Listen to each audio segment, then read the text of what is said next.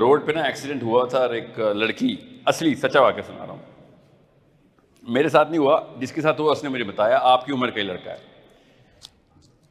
He said कि मेरा exam था और मैंने लड़की को देखा तो गाड़ी टेढ़ी होके ना रोड पे गिरी हुई थी, तो और वो लिटरली चीखें मार रही थी। मैंने समझा उसका बच्चा है, मैं गया तो देखा कोई नहीं था गाड़ी में सिवाय उसके साथ हादसा हुआ था। शी वॉज ब्लीडिंग और मैंने जाके देखा तो जिस बंदे ने गाड़ी के साथ एक्सीडेंट किया था वो जीप वाला था, और जीप वाला मतलब he was in a big car, और वो उसको बुली कर रहा था, हालांकि गलती उस बंदे की थी। और कहता मेरा एग्ज़ाम था, तो मैंने सोचा कि कहीं कोई जानी नुकसान तो हो नहीं रहा, even though she is bleeding तो बच जाएगी, और तीसरा बंदा कोई नहीं था, तो मैंने वहाँ से माजरत की कि मेरा एग्ज़ाम ना होता तो मैं आपकी हेल्प करता। और वो यूनिवर्सिटी जाके उसने पेपर दिया। रात को वो सो नहीं सका, रात को लिटरली वो सो नहीं सका। सुबह उठ के उसने मुझे कॉल की and he said sir do you think there is a problem with me? And I said yes there is a big problem with you. क्या नाम है आपका? Fahad, there is a big problem with that boy. What is that big problem with the boy? कोई बताएगा क्या problem है इस पूरी कहानी में? लड़के को इंसानियत नहीं बेटा, इंसानियत नहीं। लड़कियां बताएं।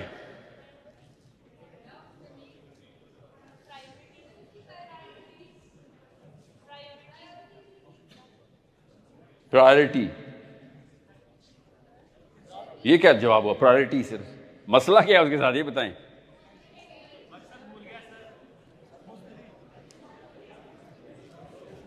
लड़कियों को सीरियसली समझ नहीं आया इस स्टोरी में मसला क्या है, इस लड़के में मसला क्या है, इसको क्या बीमारी है?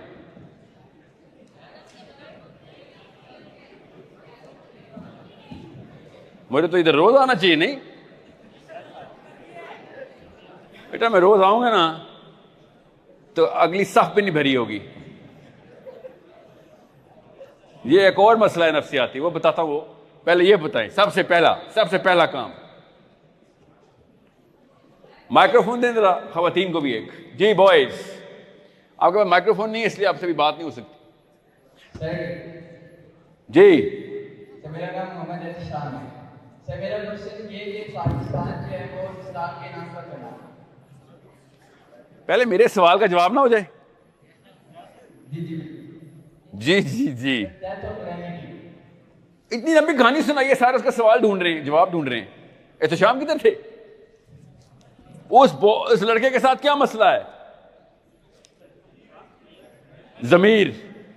जमीर मर गया उसका। जी सीरियसली आप लोगों को इतना बड़ा वाकया मैंने सुनाया, पता मसला क्या है? एहतशाम, आपका नाम याद है इसलिए बोलो।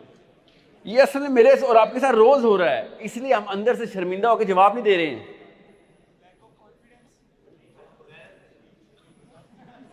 ये मसला रोज इमरान खान, नवाज शरीफ, जरदारी के साथ हो रहा है, रोज ये कर रहे हैं, मगर हर बंदा चूंकि अंदर से खुद भी यही कर रहा है तो वो इस बारे में उनका गर्दन नहीं पकड़ा।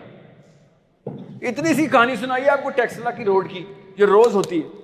आपको नजर नहीं आ रहा कि ये हर लेवल के ऊपर एग्जैक्ट सेम मसला चल रहा है कि उस बंदे ने ये कहा अपने आप को सेटिस्फाई करने के लिए कि मेरे बाप के इतने पैसे लगे हुए हैं मेरी यूनिवर्सिटी की डिग्री के ऊपर, मैं पेपर नहीं दूंगा तो ये तो हक तलफी हो जाएगी, मैं बुरा बेटा हो जाऊंगा अल्लाह ताला के, हाँ मेरा लाल बाल पेन से नाम लिखा जाएगा। हालांकि उस वक्त ये वाला फरिश्ता इसको कन्विंस कर रहा था कि इसको तो मैं आज पुलिस सरात से क्रॉस नहीं करने दूंगा, आज के बाद ये तो नहीं मेरी लिस्ट में वापस एंटर होने वाला। This angel told this angel के दोबारा इसका नाम लिख के दिखा तू जरा।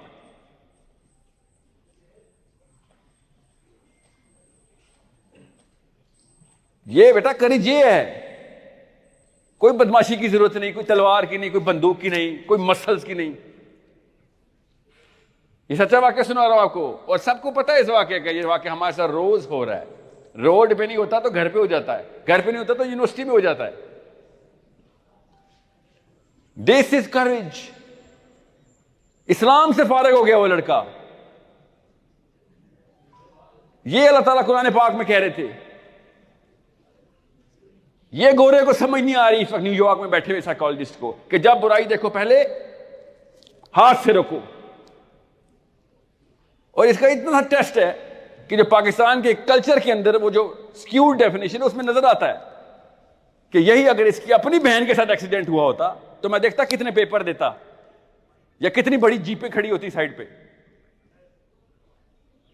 जाता वो पेपर देने।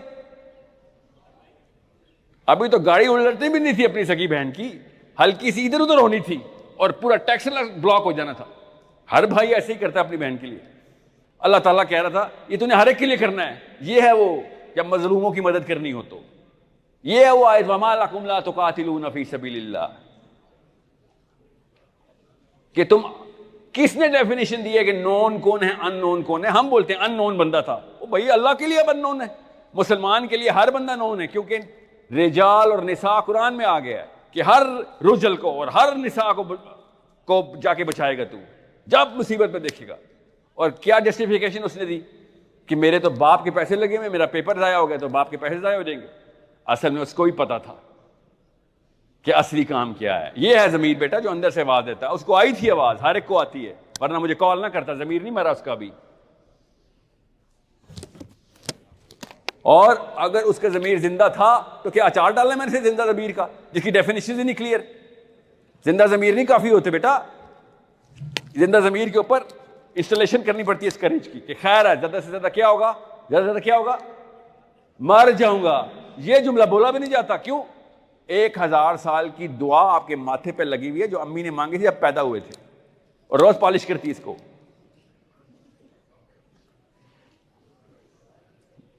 मेरे भी लगी हुई, फिक्र नहीं करे। चमक नजर नहीं आ रही आपको कि क्या कह रहा हूं आपको? पाकिस्तानी लड़के की मां उसके जूते भी पॉलिश करती है, पता ना, कपड़े इस्त्री करती है, खाना बिस्तर में जाके देती है उसको, सोया हुआ है, नाश्ता तकिए पे लगा हुआ उसका। वो इमोशनल करेज चाहिए थी कि अम्मी को कहें अम्मी आपको पता है आप खुद भी और मुझे भी जहन्नुम में कर रही हैं, मेरा काम है आपकी खिदमत करना, आपका काम नहीं मेरी खिदमत करना। मां के तकिए पे कभी आप लोगों ने अंडे और चाय गर्म करके दिए होंगे तब वो कहना कि हाँ यार, वरना उसको ही पता है बातें ही हैं। कल तूने भी 2 बजे उठना है, यूट्यूब देख के सोएगा तू। So you need to know what courage actually is. अभी तो मैं सेशन मैं पता कौन सी साइंस लेके आया था आज, आपको बताऊं तो आपके तोते उड़ जाएंगे कि ये क्या सिखाने आए थे सर आप हमें।